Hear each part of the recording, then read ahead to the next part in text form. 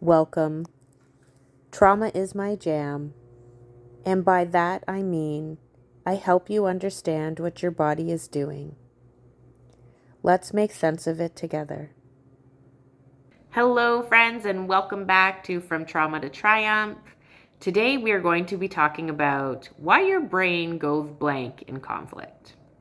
So, have you ever been in a disagreement and suddenly your mind goes blank? You cannot find your words. You forget your point. You freeze mid sentence. And later, hours later, all the perfect things you should have said come rushing back. If that's happening to you, I want you to hear this clearly. You are not stupid, nor are you weak, and you are not bad at communicating. Your nervous system may have shifted into survival mode, and today we're going to explain exactly why. Now listen, this happens to me all the time. And I gotta tell you, so frustrating because I'm an excellent communicator when I'm not triggered. And I can get into conflict and I want to express what's going on as healthy as possible. And then to lose it all, so frustrating. Like, honest to God, I can't tell you how many times I've just walked away because I'm like, what happened? It was like somebody turned off the switch on my brain. Now, we're going to explore what that's all about. So when conflict starts, your brain does not interpret it as just a conversation, especially if you grew up with raised voices, emotional unpredictability, criticism, it was my life, rejection, physical or emotional aggression, or being dismissed or shamed. Your nervous system now equates conflict as danger. And when your brain senses danger, it prioritizes survival over speech. So, again, we're going back to the amygdala and your prefrontal cortex. Your amygdala is your alarm system, and its job is to detect threat. Your prefrontal cortex is your logic brain, and it helps you think clearly, articulate your thoughts, and regulate emotions. When the amygdala detects threat, it temporarily downshifts activity in the prefrontal cortex.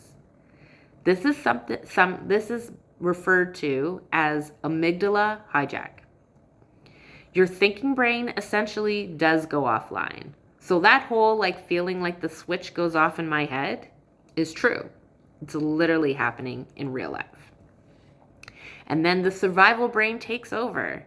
So when your mind goes blank, it's not a character flaw, it's a protective response.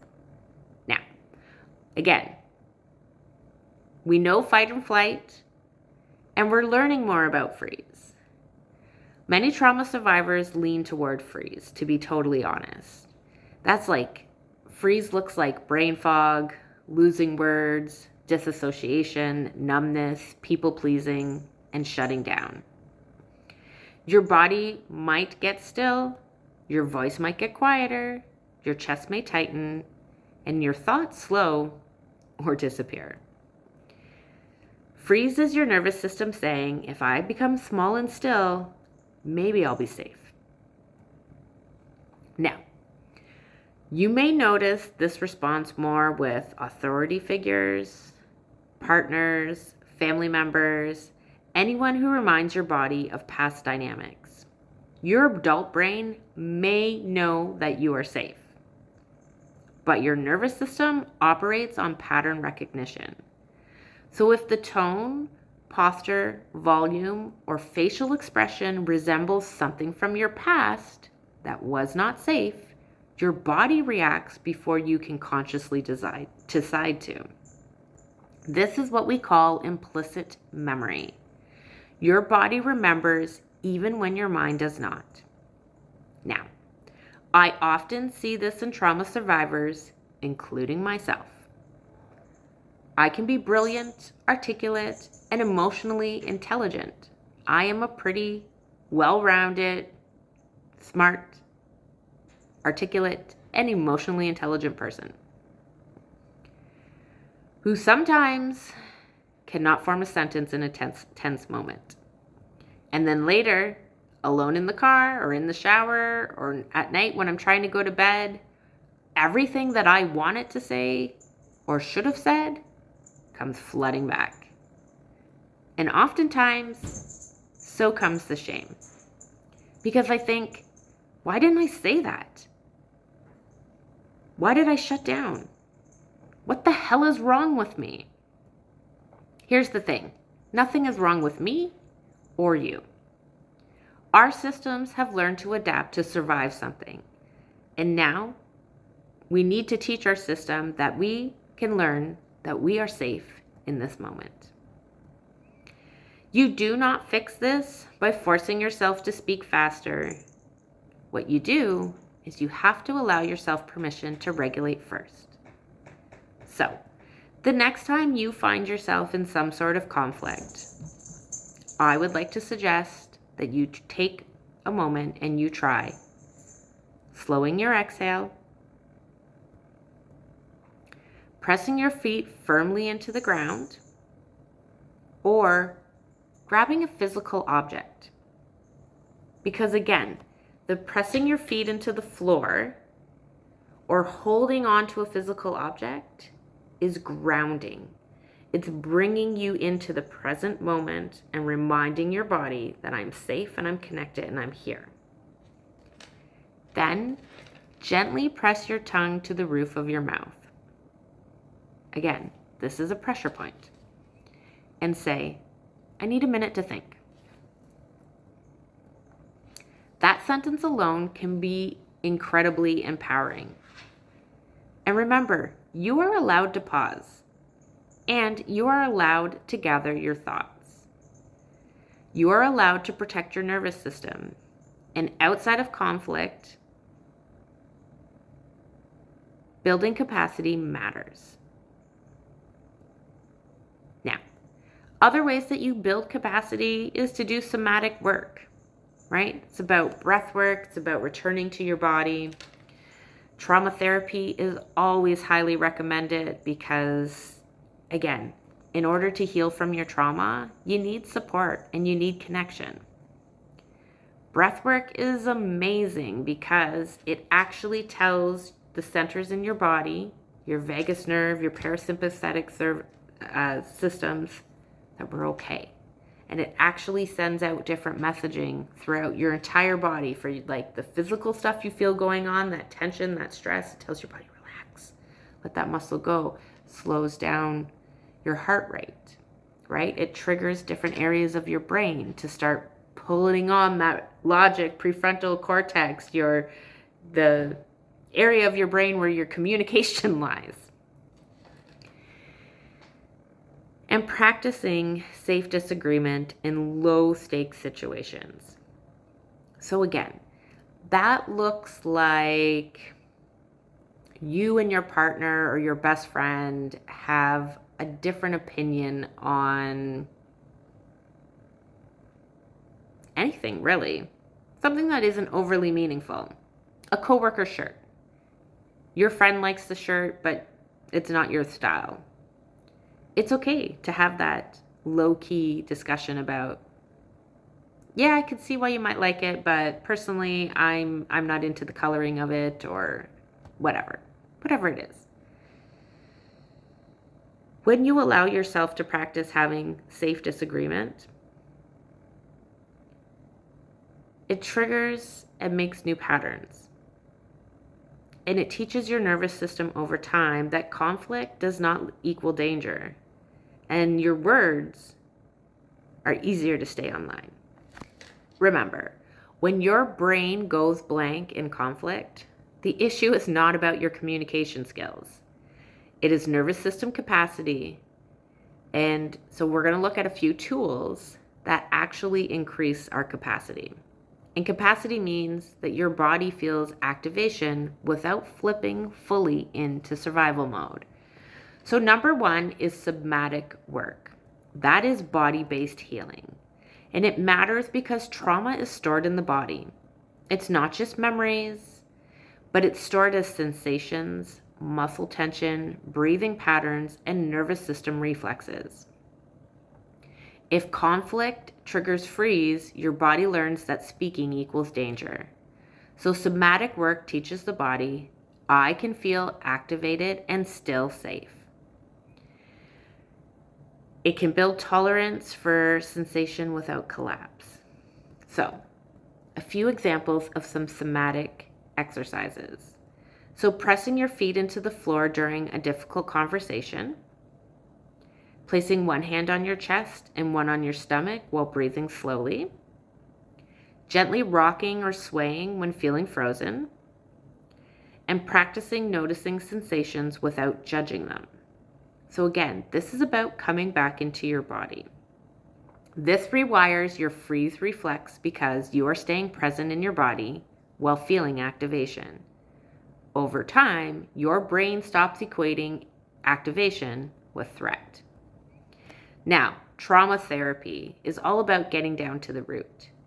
Your nervous system does not react to the present. It reacts to past layered into the present. So again, your brain, your system is looking for repetitive patterns, and it often is pulling you back into the past. So trauma therapy helps you process the original moment where speaking may have led to punishment, disagreeing led to rejection, expressing a need led to shame, and conflict escalated unpredictably. When those memories are processed safely, your amygdala becomes less reactive and your brain stops overstimulating danger. So some examples are EMDR to process conflict memories, parts work to understand the freeze part, narrative processing to make sense of past dynamics, and learning relational repair skills. The goal is not to eliminate emotion, it is to reduce the survival reflex. And again, trauma therapy should be done with a trauma specialist. Breathwork. Breathwork is all about regulating the alarm system. And it matters because your breath is directly connected to your vagus nerve. When you freeze, when you go into that freeze mode, breathing often becomes shallow or held. So slow exhalations signal to the nervous system, this is not immediate threat. So again, the key to this breath work is not about the inhale, it's about having a slightly longer exhale.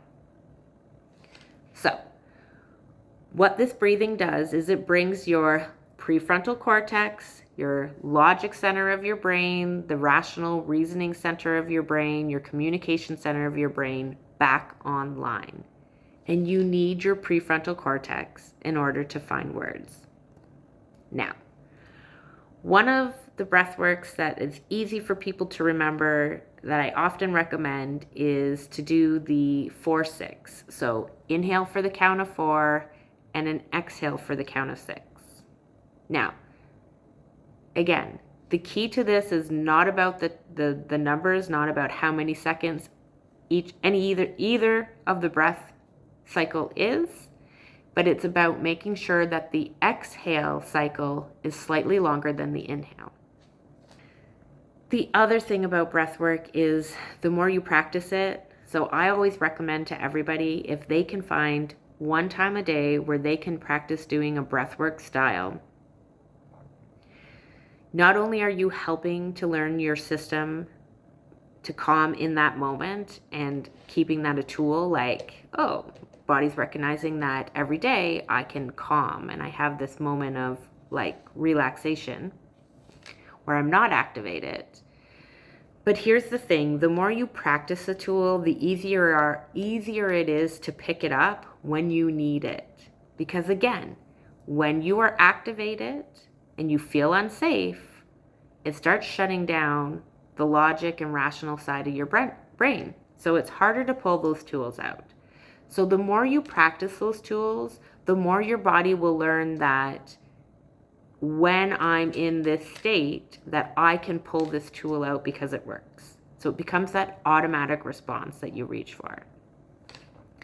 Essentially, what you're doing with breath work is you are training your system in safe moments so it works when the hard ones happen. And finally, number 4, we're going to talk about practicing safe disagreement in low-stake situations. So, this matters because if your body associates all disagreements with danger, you need new evidence. And you build evidence through safe exposure, not by jumping into high conflict situations, but by practicing small disagreements where safety is intact.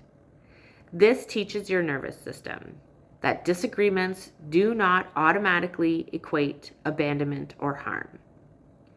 So, for example, give yourself permission and allow yourself to tell a friend that you prefer a different restaurant when they suggest you go out for dinner. Try saying things like, "I see it differently," in a low-stake conversation.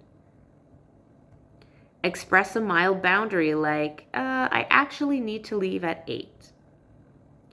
And practice disagreeing gently with someone you trust. Each time you survive a disagreement safely, your brain updates its file, and conflict begins to feel less catastrophic. Somatic work builds body safety. Therapy processes old danger. Breathwork activates regulation in real time, and safe disagreement builds new relational evidence. This is how freeze shifts, not by forcing yourself to just speak, but by teaching your nervous system that speaking is survivable.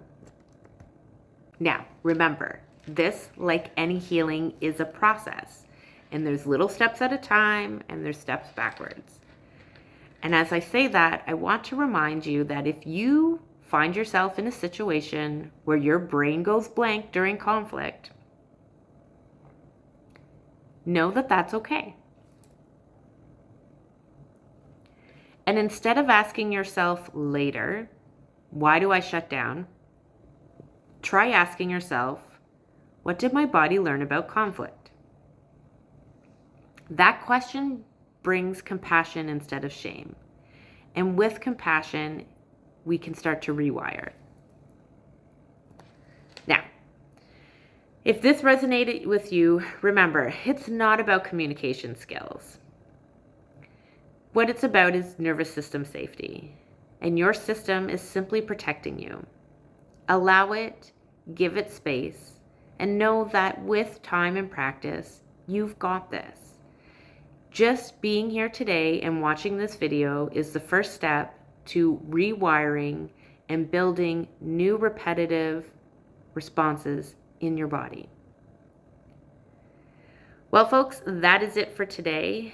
If this video resonated with you, I would like you to ask you to do all the things, like, share, and subscribe so that we can continue this journey together and invite more people in. And if you are interested in exploring your own personal healing journey a little bit in more depth, I do offer counseling services, and my information is in the description down below. Once again, I thank each and every one of you for being here, and for wherever you are on your journey of healing, I am grateful to be here walking alongside with you. I hope you have a very nice day.